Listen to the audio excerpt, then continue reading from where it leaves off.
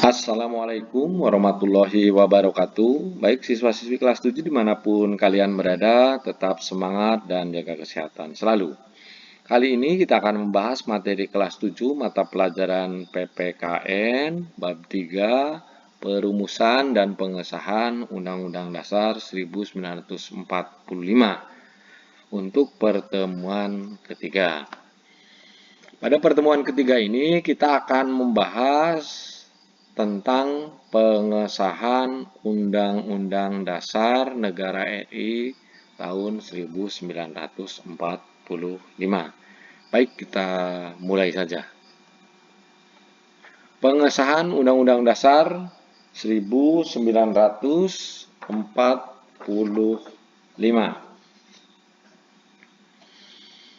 BPUPKI dibubarkan pada tanggal 7 Agustus 1945.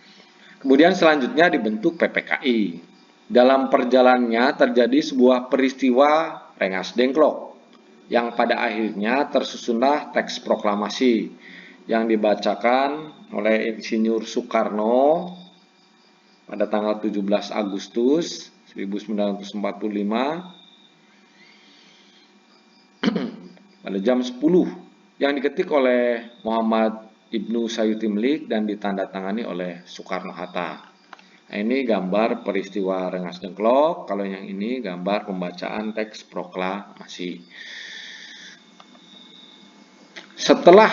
Sehari setelah proklamasi kemerdekaan, yaitu tanggal 18 Agustus, PPKI melakukan sidang pertamanya, menggantikan BPUPKI. Insinyur Soekarno sebagai Ketua PPKI dalam sambutan pembukaan sidang berharap bahwa Undang-Undang Dasar yang telah disusun BPUPKI dapat digunakan sebagai acuan. Kalaupun ada perubahan diharapkan terbatas pada hal yang penting saja, sehingga pekerjaan menyusun Undang-Undang Dasar serta memilih Presiden dan Wakil Presiden dapat diselesaikan hari itu juga. Harapan Insinyur Soekarno mendapatkan tanggapan yang sangat baik dari semua anggota PPKI. Selanjutnya, Dr. Andes Muhammad Hatta yang memimpin jalannya pembahasan rancangan Undang-Undang Dasar yang akhirnya menghasilkan kesepakatan tentang naskah pembukaan dan batang tubuh, Batang Tubuh. Undang-Undang Dasar ini dikenal dengan sebutan Undang-Undang Negara RI tahun 1945. Selanjutnya melalui Berita Republik Indonesia tanggal 15 Februari 1946, penjelasan Undang-Undang Dasar menjadi bagian dari Undang-Undang Dasar Negara RI tahun 1945.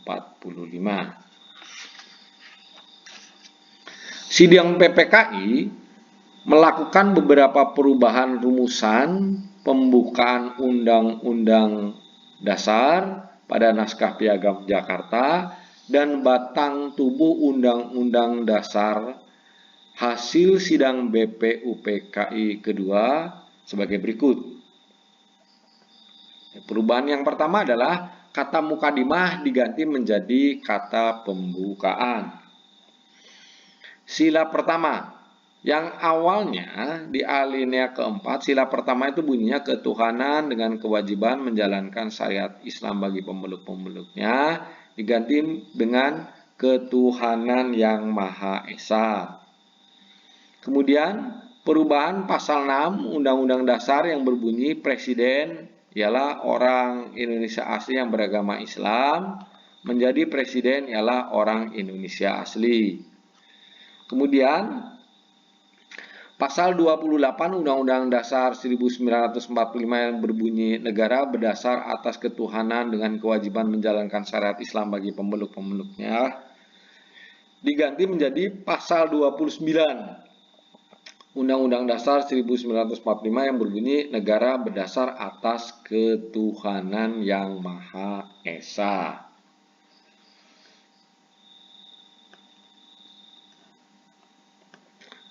Selanjutnya, keputusan PPKI pada tanggal 18 Agustus 1945 adalah sebagai berikut. 1. Mengesahkan Undang-Undang Dasar 1945. 2. menetapkan Insinyur Soekarno sebagai presiden dan Dr. Andes Muhammad Hatta sebagai wakil presiden. Ketiga, membentuk Komite Nasional Indonesia Pusat.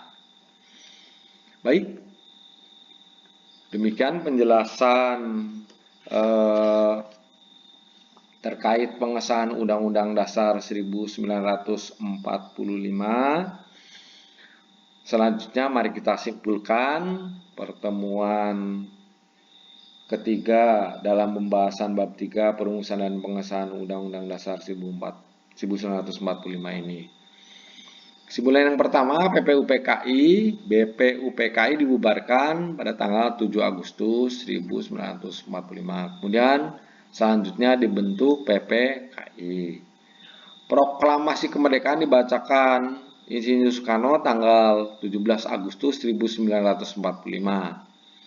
3. Sidang PPKI pada tanggal 18 Agustus melakukan beberapa perubahan rumusan pembukaan Undang-Undang Dasar pada Naskah Piagam Jakarta dan rancangan batang tubuh Undang-Undang Dasar hasil sidang kedua BPUPKI atau sidang BPUPKI kedua, yaitu A. Kata mukadimah diganti dengan kata pembukaan.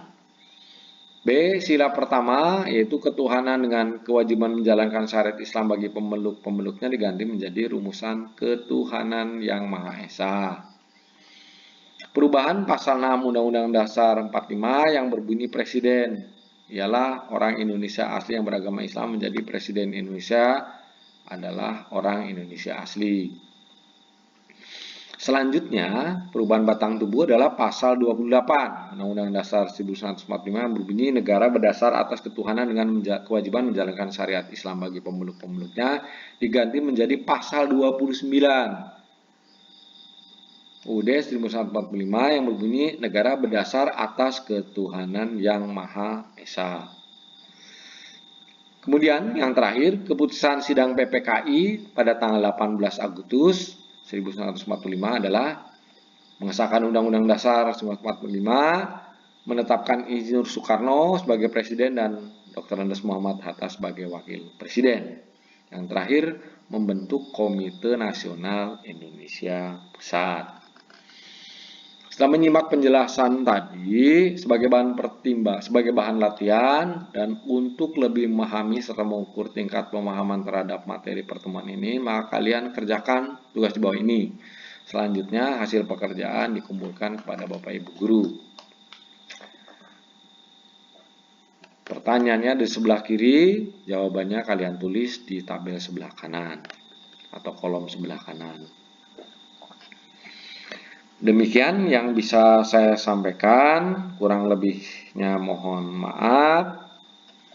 Terima kasih atas perhatiannya. Semoga pertemuan ini dapat bermanfaat. Amin. Akhir kata, wassalamualaikum warahmatullahi wabarakatuh.